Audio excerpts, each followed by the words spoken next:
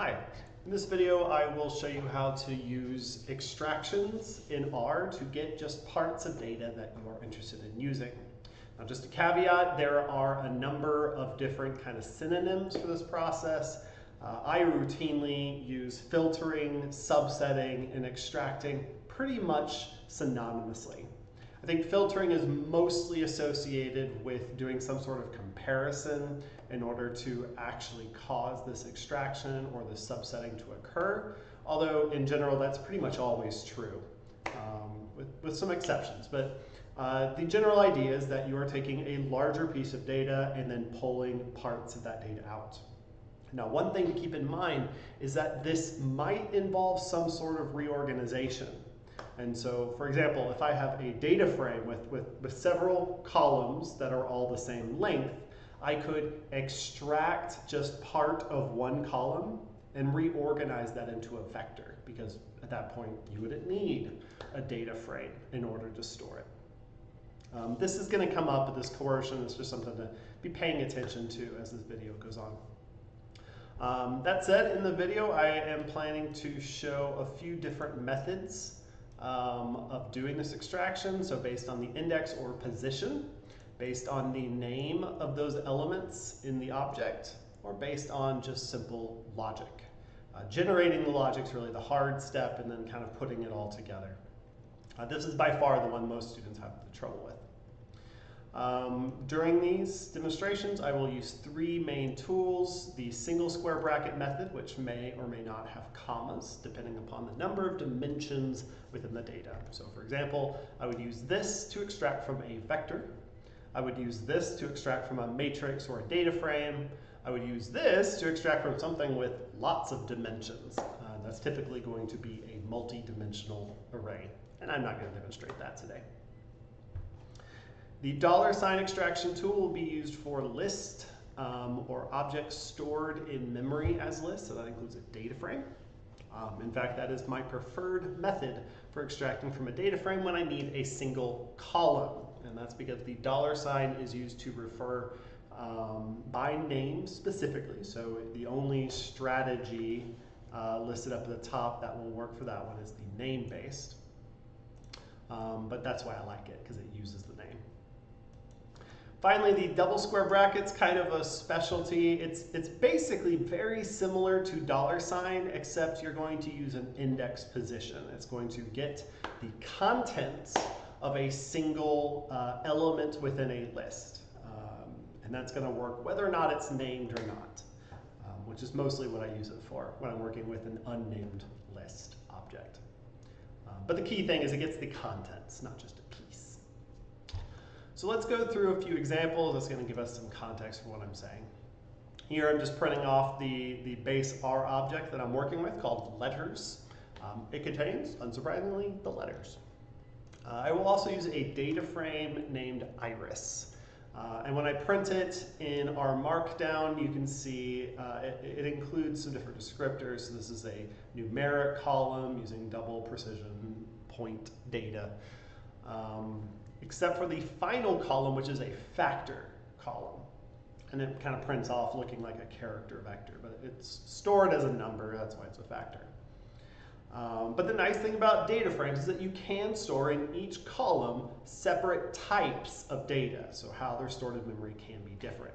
And then the data frame is taking advantage of a list style structure in memory to store each of those different, essentially, vectors inside each column. So to start right off, we're going to use the single square bracket method, and we're going to extract from a vector. And a vector has a single dimension, and so our single square brackets will get a single argument. Now you'll notice I'm using that kind of function terminology of an argument because that's actually all single square brackets are. They are a function that has multiple arguments that are acceptable. And if there's only one argument, it gets applied to the first dimension of the object. If there are two arguments, it gets applied to the first dimension and then to the second dimension, and so on. So here, I'm extracting the first 5 letters of the object. And so I can play with that over here. If I want to say get the 10th value alone, I could. So if I just wanted to know what is the 10th letter, it's J. Curiously enough, for index space, you can also do a removal of data. Not really the topic of this discussion, but I could also do -10 to simply remove J.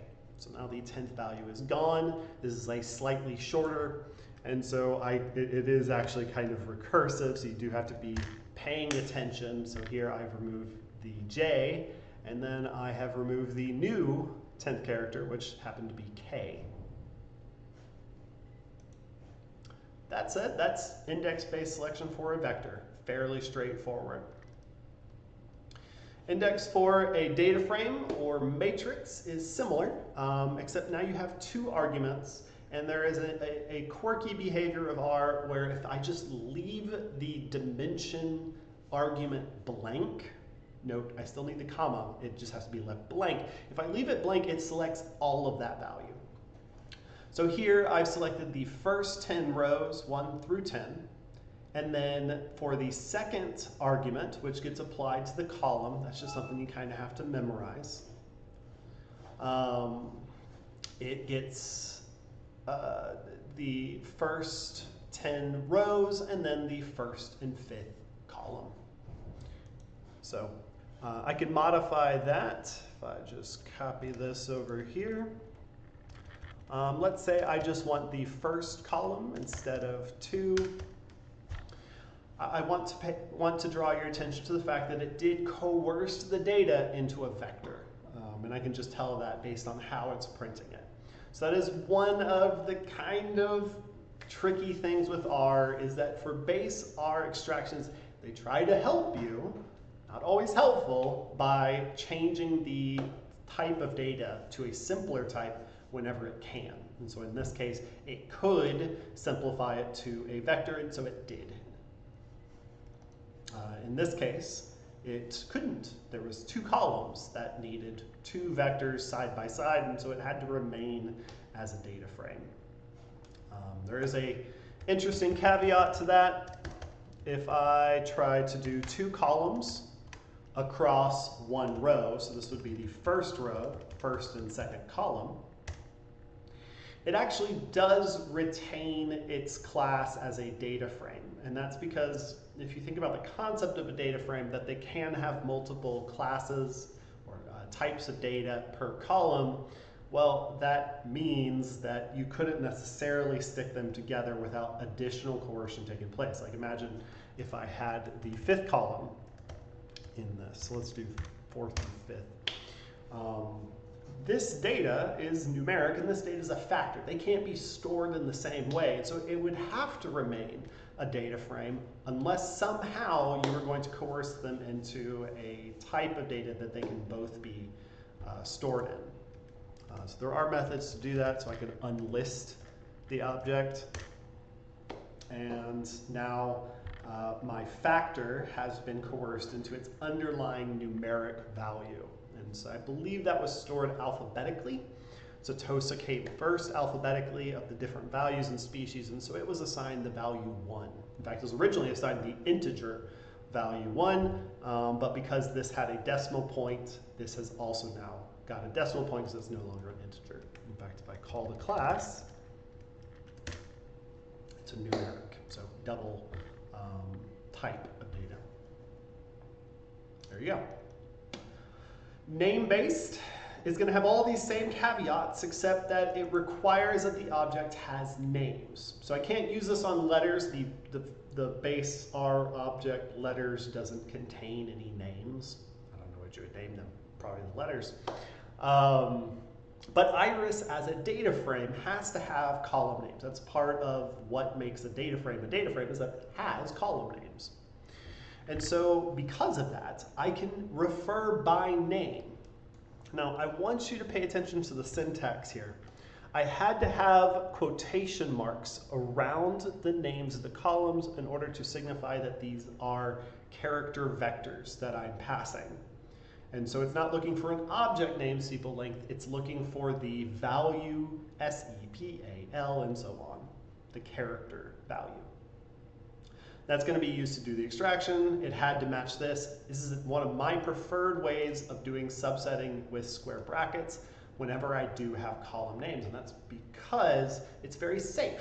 It means I had to get the capitalization right. I had to get the spelling right. I had to get it all. It doesn't matter if I put them in the right order. And the reason why this is nice is I'm often working with colleagues who their specialty is not data. They work with data. Everyone works with data these days, but their specialty is not data. And so I get all sorts of things, random punctuation marks. This could be an underscore. This might be lowercase. Someone may have flipped the order, put species first and the rest of the values last. Weird things happen. Using the names makes it very safe. And so like if someone gives me something with a lowercase s, so let me copy that over and show you what that would look like. It's actually going to produce an error message that helps us understand what's going on with this data. So really safe way to extract data. It's one of my preferred ways. Finally, one of my most common ways is to do some sort of logic in order to actually do the subsetting. So in this case, I have used a numerical comparison. So the first thing I did was I extracted. Now normally I probably would have used $, but that's later on. So here I've just used a square bracket selecting all rows, note the empty spot, across sepal.length, capitalization and punctuation matters, it had to be quoted. But that extracted this column, and if I run just that, I can see that it's just a bunch of numbers. It is a vector. And then I did a numerical comparison, and I assigned that to an object just so that we could have something to play with and analyze. But I can see that 1, 2, 3, 4, 5, 6, 7, 8, 9 values in. There was a true. And if I go up here, I can see that the 9th value is 4.3, which is less than 4.5, less than or equal to. And so what this will do is it can be used to do extractions. Now, I did include a demonstration of using combine to literally stick a bunch of trues and falses together into a logical vector. One of the things I'm doing this for is to demonstrate that a very tricky part of using logic is that you have to have it be the same length as the dimension that you are extracting from. So I'm going to use these two logical vectors to do the extraction. This is from the column side, this is the row side, but there's 5 columns, and so I needed a length 5 logical vector, 1, 2, 3, 4, 5. So you wouldn't normally do this. What I would probably typically do is something closer to column names of iris, and I would say are in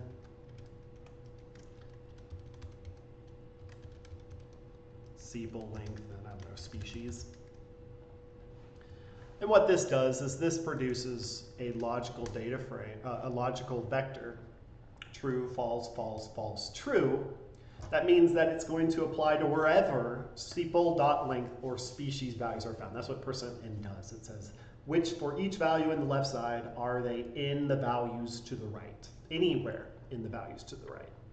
And so yeah, the first name of the column was sepal.length, so it was true. Second, third, and fourth were not. And then the species was in this vector I created. So this would be a much more common way for me to have done this. And that gets the first, the sepal length values that are less than or equal to 4.5. Which we can see are all of a single species, interestingly enough. And that's just because that species has smaller sepals.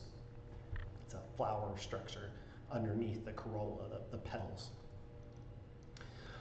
That is the end of the square bracket base section. Now I frequently use square brackets, and even down here I think you're going to see a couple, no you won't, I took that out, but that's the square brackets. $signs and double square brackets are very similar. What they do is for a single column within a data frame or a single element within a list, they extract the contents. The interesting thing there about the contents is it's not going to return a data frame. It's going to return like a vector, or if it is just a list object, the contents of that element, as opposed to, for instance, returning the iris data frame subset to a single column. So this will now be a vector. This will also be a vector because it's just extracting the same column. The reason why I use the $ so much is this behavior right here. Iris $ pop-up menu. This beautiful pop-up menu that allows me to explore the data, get the spelling right, get the capitalization right. And I just finish it off with a tab after kind of browsing around. Double square brackets allows you to do similar things, but it's just based on position. And so I use this when I need to refer to a position and not like a specific name section of the object. In fact, if the object has values, so for instance, I can assign some values into a 6th section of iris, and we'll just call this gibberish. If I try to extract using the $, it did not have a name, and so it had to create one. If I tell iris to be a list,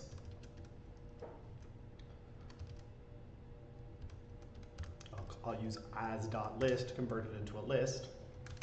Print that off so you can see what it looks like. Cool, cool, cool. Let's add a 7th section to iris list. Hello.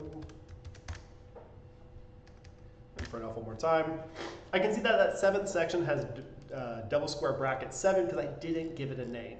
This had a name automatically created because iris object that I first manipulated had to be a data frame, so it had to have a column name, but this was now a list. And the trick is if I try to refer to this by the column name, it doesn't have one, and so I can't use that $. So that's why I sometimes will also use double square brackets, but it's definitely in the kind of minority in terms of methods. I messed things up. All right, that is the overall idea. I hope that helped with extractions, and the links to this document will be below. Thank you.